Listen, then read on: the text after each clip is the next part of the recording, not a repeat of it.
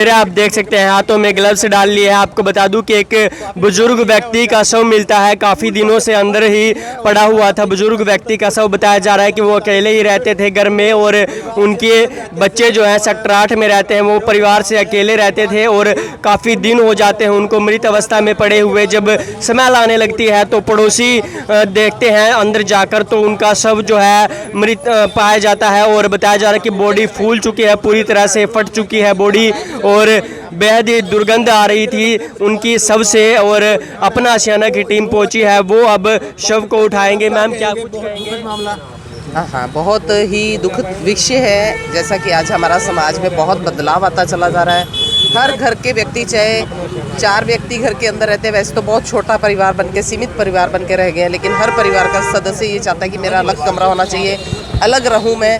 जिस वजह से ये सब घटनाएं, दुर्घटनाएं सब घटित होती चली जा रही हैं। अभी आप देखेंगे कि पिताजी की इतनी बुरी स्थिति है, उनकी शरीर इतना ज़्यादा फूल चुका है, अंदर पानी ही पानी बन चुका है, क्योंकि गर्मी एक तरफ और मानव शरीर एक तरफ, क्योंकि मानव शरीर पानी से बना हुआ है, अंदर सारा पानी, जो ब्लड भी है वो भी पानी बन चुका है, इस समय फूल चुकी है, बहुत दुर्गंध है। अकेले रहते थे, बच्चे तो थे, बच्चे भी बहुत अच्छे, सुनने में यही है कि बच्चे अच्छे थे, केयर भी करना चाहते थे, लेकिन वो स्वयं ही चाहते थे कि मैं किसी के साथ नहीं रहना चाहता। ना जाने क्या कर बॉडी अभी हम कलेक्ट करेंगे, अंदर जाएंगे और उसको बांध बूंद कर हम उसको, परिवार है जैसे आगे की प्रक्रिया जो है, उनके संस्कार की प्रक्रिया वो परिवार के द्वारा ही। फिलहाल देख सकते हैं कि अपने आशियाना की टीम अब शव को है, जो बॉडी है उसको एकत्रित करेंगे, क्योंकि बॉडी पूरी तरह से फूल चुकी है, फट चुकी है और एकत्रित करके परिवार को सौंपा जाएगा।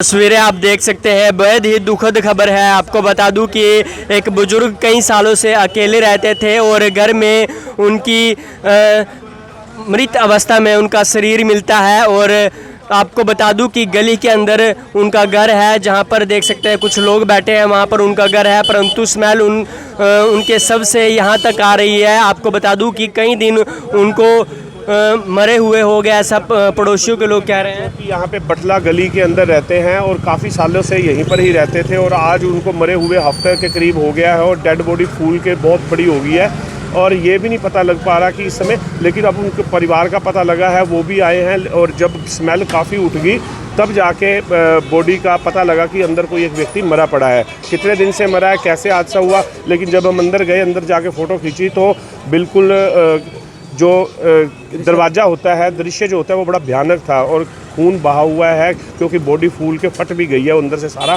ब्लीडिंग हो रही है। क्योंकि कभी अगर बॉडी इतने दिन अगर पड़ी रहे बिना किसी फ्रीजर के, बिना गर्मी, तो गर्मी के अंदर तो वो बॉडी स्मेल बड़ी, और जब स्मेल उठनी शुरू हुई लोगों ने सोचा हमारे घरों में कोई चूहा चाहा मर गया जिससे कि स्मेल हो रही है। उन्होंने अपने घर के अंदर सारे स्मेल को देखा, उसके बाद जाके पता लगा कि हमारे घर में नहीं है। फिर आस पड़ोस में जैसे वो निकले तो देखा तो वहाँ पर काफ़ी, तो दहलीज के ऊपर ही वो आधी बॉडी अंदर थी, आधी बॉडी बाहर। घर में ही अकेले रहते थे और इनके परिवार के बच्चे भी हैं। 8 सेक्टर में बच्चे रहते थे और अब मैं ये चाहे बच्चे पता लगा है अब जो पारिवारिक के बच्चे बहुत सही हैं, लेकिन ये वो बुजुर्ग जो थे वो थोड़ा ज़िद्दी स्वभाव के थे। तो मैं आपके माध्यम से एक अपील करना चाहता हूँ, ये हमारे करनाल की एक बहुत बड़ी भयानक सी स्थिति है।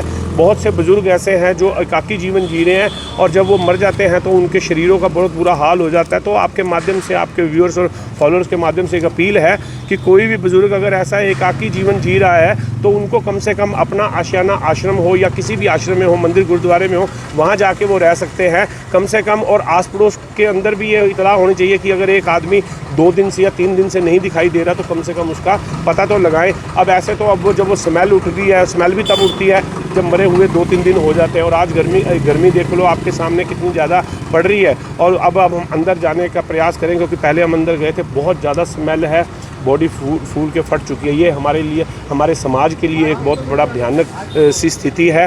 तो मैं चाहता हूँ कि बच्चों अपने जो भी है वो अपने पेरेंट्स के बारे में रेगुलर इन टच में रहें, और पेरेंट्स भी अगर मान लो किसी बुजुर्गी के स्वभाव में इन टच में नहीं है तो कम से कम ऐसे व्यक्ति के टच में तो रहे जिसको वो अपने दिल का हाल बता सके, ताकि अब ये देखो मरने के बाद अगर आप अंदर जाएंगे देखेंगे तो बहुत ही भयानक सी स्थिति है।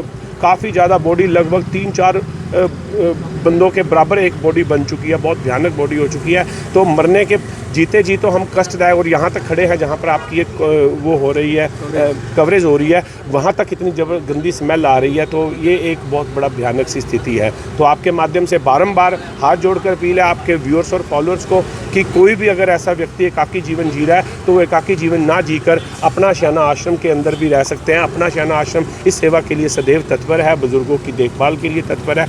आप मीडिया, करनाल का जो मीडिया है बहुत सशक्त मीडिया है, इस बात को प्रमुखता से उठाए ताकि कोई भी बुजुर्ग अगर अकेला रह रहा है तो वो किसी न किसी स्थान के ऊपर, उचित स्थान के ऊपर जाकर अपना रहन सहन कर सकता है। हमारे साथ दीपक सचदेवा जी हैं जो अपना